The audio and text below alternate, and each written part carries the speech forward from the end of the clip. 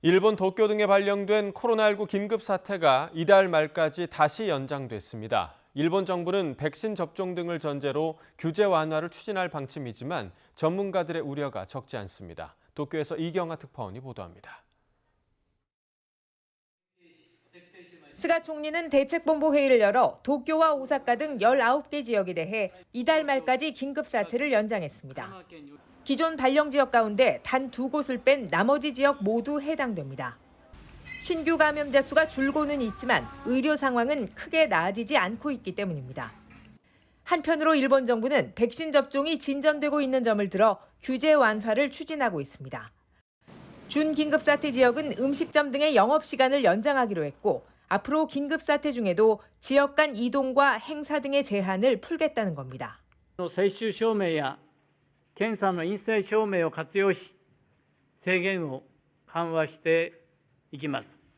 飲食、イベント、旅行などの社会経済活動の正常化の道筋を 이에 대해 전문가들은 난색을 표하고 있습니다. 緊急事態宣言がまだ発令している中で何かを行動を緩めるというのはやるべきではないし間違ったメッセージになるしそれはやめましょうと言ったら国 일본 정부는 해외에서 일본으로 입국할 경우 격리 기간을 열흘로 단축하는 등 입국 규제도 일부 완화하기로 했습니다.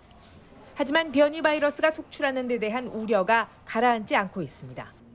최근 남미에서 확인된 뮤 변이의 경우 기존 바이러스에 비해 백신 효과가 7분의 1 수준이라는 연구 결과도 나왔습니다.